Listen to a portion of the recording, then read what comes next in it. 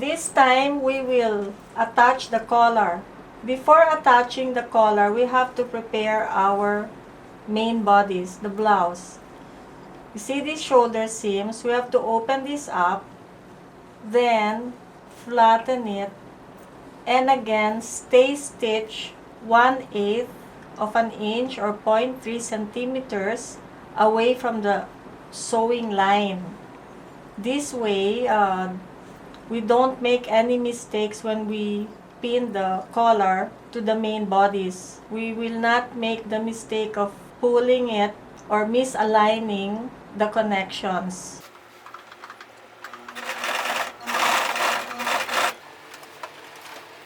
As you can see, there's no need to lock stitch when we do the stay stitching.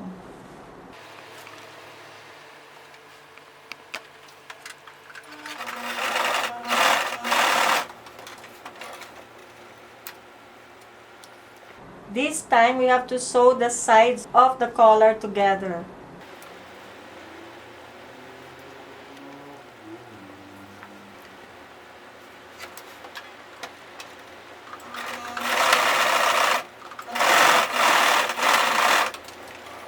Lock stitching both ends is important. Okay, we'll also sew together the other side of the collar.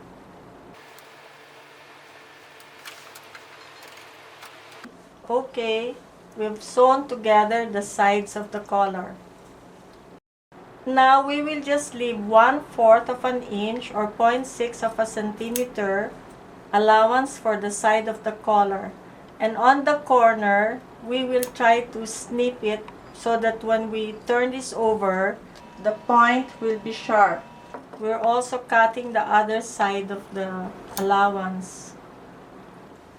Now we're turning over the collar on its right side. See this allowance? We press it away from the side where the interfacing is. And then with the pin, lightly try to lift the corner of the collar.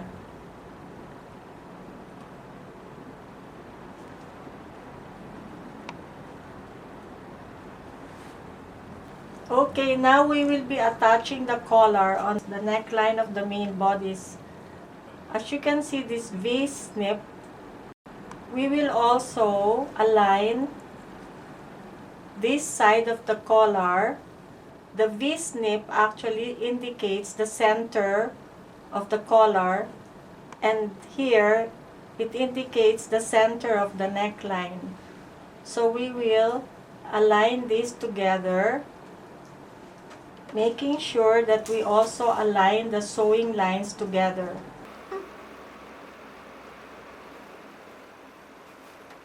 After aligning the center, we now align or pin the edge of the collar here on the center line of the blouse. As you can see, this space is the overlap or button lap allowance, and this is the center, and this is where we will pin the edge of the collar, aligning the sewing lines of both the collar and the neckline of the front bodice. Okay, we start pinning together the neckline of the collar to the neckline of the main bodice.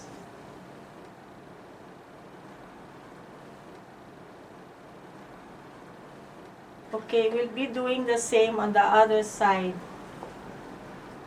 We pin the edge of the collar on the sewing line of the neckline.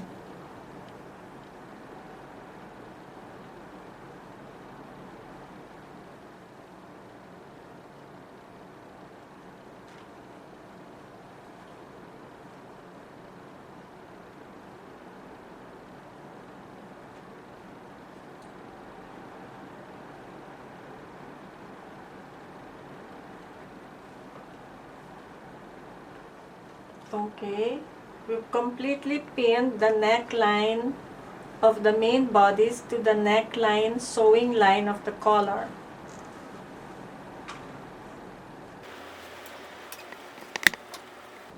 Now we will sew the other side of the collar to the main bodice. We sew from the inside. We don't include the side with the interfacing. Only the side that we pin on the main bodice.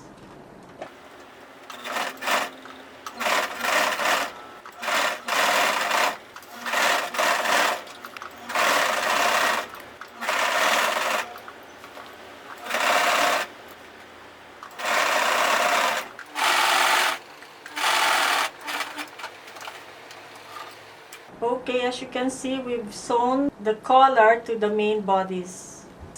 Okay, after sewing together the collar to the main bodice, we don't remove the pins attached on the ends of the collar to the main bodice, so that when we sew this area of the collar where the interfacing is attached together to the rest of the main bodice and the facing allowance, this part will not move.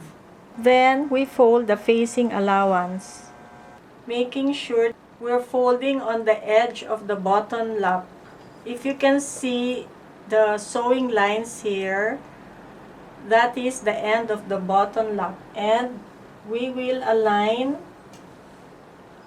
the sewing line of this side of the collar where the interfacing is on this side. And also, we will align the sewing line of the facing allowance here.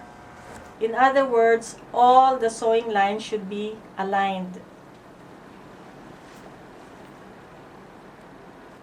So first, we will align the side where the interfacing is to the main body where the collar has been attached. Okay, now we will work on the facing side.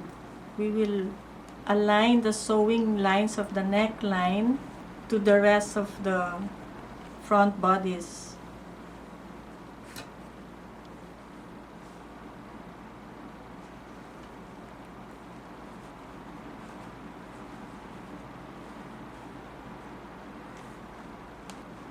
Okay, now that we've completely pinned all the pieces together, we can start sewing this.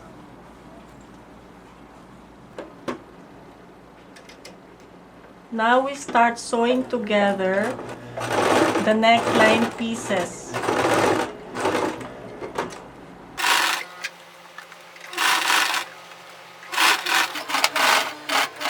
Okay, we stop sewing on the shoulder line.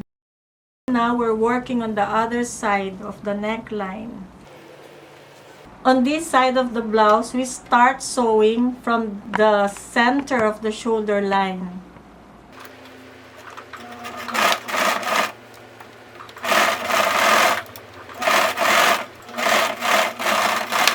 And we end on the edge of the button lap for this side of the blouse. Okay, now that we've attached this part of the collar on the blouse, before we cut this, the allowance to 1/4 of an inch or 0.6 of a centimeter, it is best to reverse this area and the other side to make sure that the width of the collar or the height of the collar is evenly matched, and this area, the button lap, is also evenly matched. Otherwise, you'll just have to redo the area that needs adjustment. You don't have to rip everything, if possible. Okay. So now that we have seen that they're evenly matched, we can cut the excess sewing allowance and just let 1/4 of an inch or 0.6 of a centimeter remain of the sewing allowance. We cut this until the shoulder seam, where the end of the stitch is. That's where we stop cutting. Because this is a curved line, so that when we turn this over, it will really follow the curve. We have to cut little snips around 3/4 of an inch or 2 centimeters.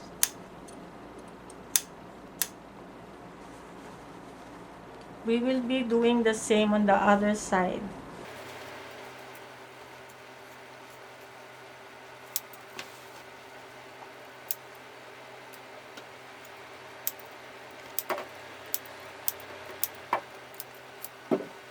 Now that we have made the snips, we can now reverse this part of the blouse. And on this area, you see this remaining area that we have not sewn. Again, we have to snip 3/4 of an inch or 2 centimeters.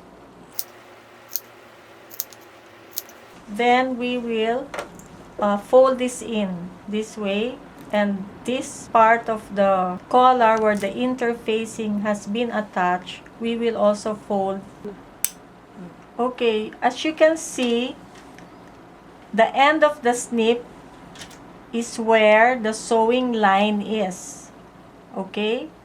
And the snip should be really at the very end of the sewing line. This way, when we attach this part of the collar to the main bodice, it will be easier. Like this sewing allowance, we fold in, and the collar, we fold in, and the remaining sewing allowance of the facing. This way, you can see that I folded the collar where the interfacing is attached, and this facing is also inserted inside this way. Now we will pin this together. We will also do the same on the other end. Now, to make sure that this area is flat, we will just have to pin this flat this way.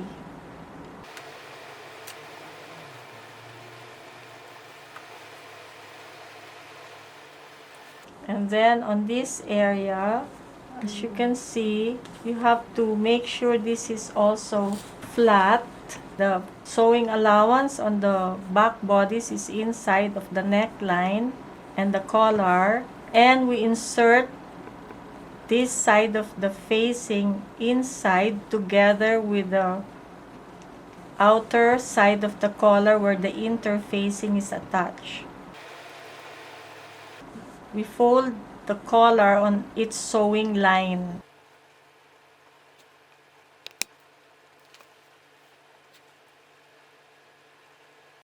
We will do the same on the other side.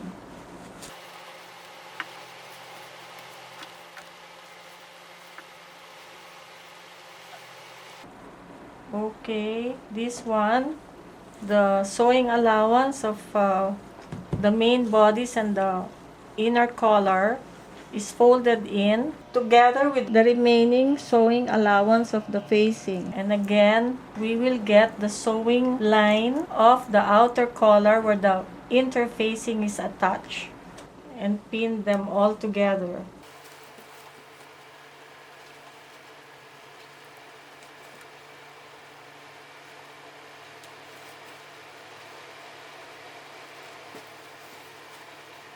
Now we will sew this open area of the neckline together where we started pinning, from this side to this side, wherever the end of the opening is. Here, from this side,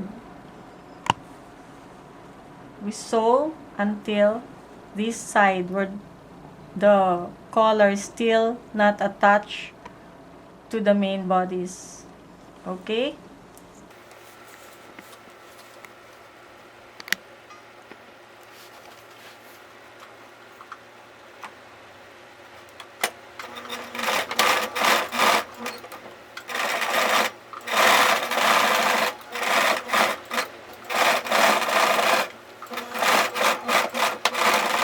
We have finished attaching the collar to the main bodice.